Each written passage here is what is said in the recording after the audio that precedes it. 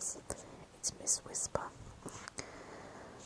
So, I said in my last video, I promised you that I would finally get round to starting to read Holes. So here I am.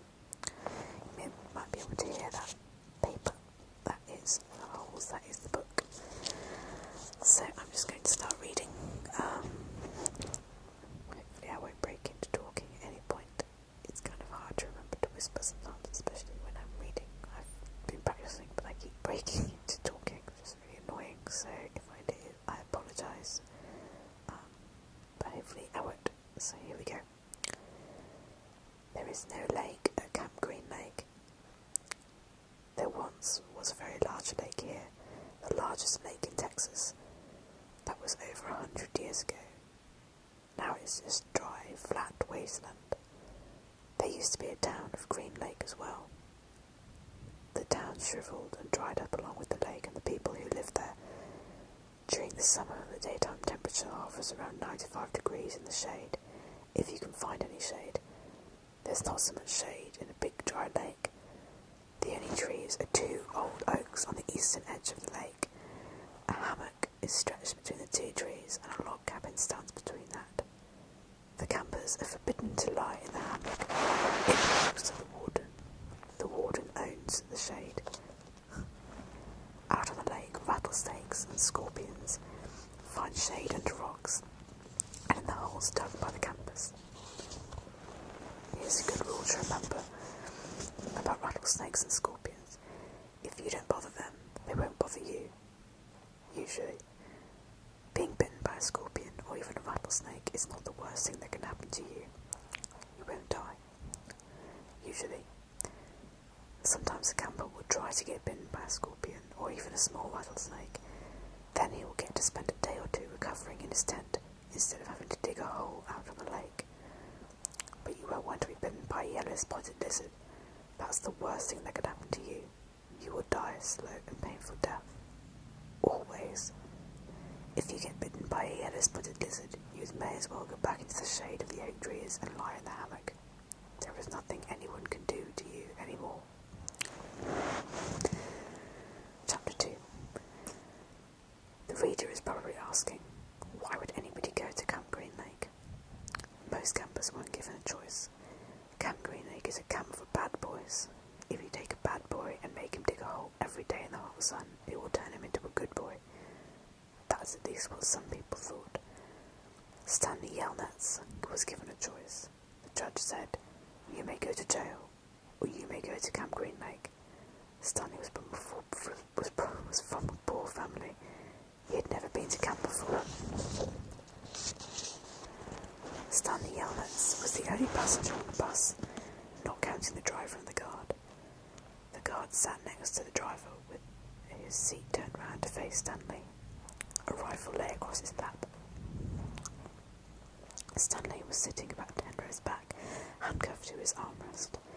His backpack lay on the seat next to him. It contained his toothbrush, toothpaste, and a box of stationery his mother had given him. He promised to write to her at least once a week. He looked out the window. Although there was not much to see, mostly fields of hay and cotton, he was on a long ride to nowhere. The bus wasn't air-conditioned, and the hot, heavy air was almost as stifling as the handcuffs. Stanley and his parents had tried to pretend that he was just going away to camp for a while, just like the rich kids do. When Stanley was younger, he used to play with stuffed animals and pretend the animals were at camp. Camp fun and games, he called it. Sometimes he'd even have them play soccer with a marble. Other times they'd run an obstacle course or go bungee jumping off a table tied to broken rubber bands. Now Stanley tried to pretend he was going to camp for fun and games. Maybe he'd make some friends, he thought. At least he'd get to swim in the lake. He didn't have any friends at home. He was overweight, and the kids in his middle school often teased him about his size. Even his teachers sometimes made cruel comments without realising it. On his last day at school, his math teacher, Mrs. Bell, taught ratios. As an example, she chose the heaviest kid in the class and the lightest kid in the class and had them weigh themselves. Stanley weighed 3 times as much as the other boy. Mrs. Bell wrote the ratio on the board, 3 to 1, unaware of how much embarrassment she had caused both of them. Stanley was arrested later that day.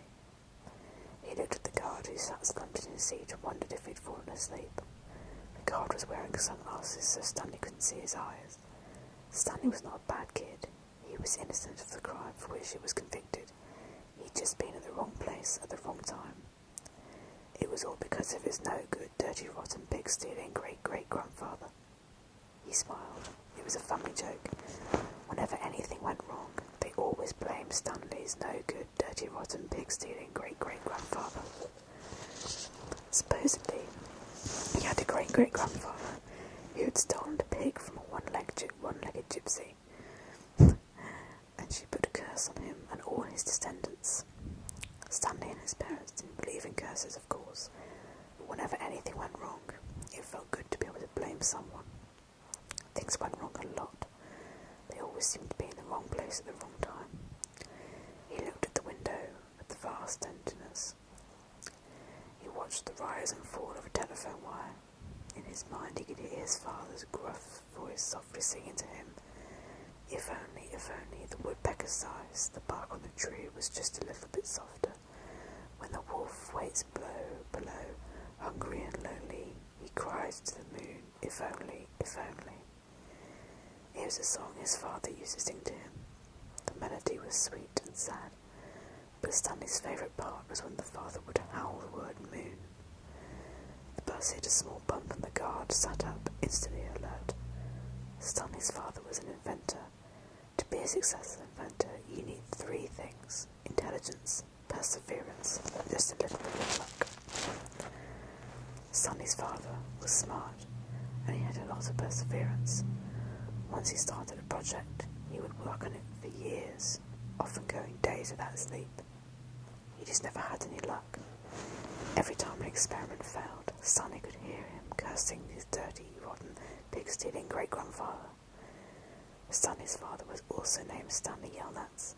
Stanley's father's full name was Stanley Yelnats III. Our Stanley is Stanley Yelnats IV.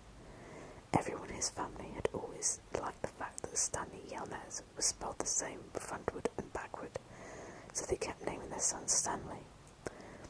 Stanley was an only child, as was every other Stanley Yelnats before him. All of them had something else in common. Despite their awful luck, they always remained hopeful. As Stanley's father always said to him, I learn from failure. But perhaps that was part of the curse as well. If Stanley and his father weren't always hopeful, then it wouldn't hurt so much every time their hopes were crushed.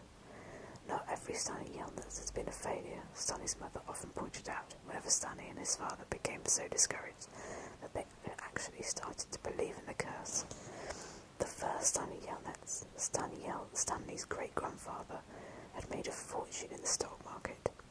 He couldn't have been too unlucky. At such times, she neglected to mention the bad luck that befell the first Stanley Yelnats. He lost that entire fortune when he was moving from New York to California.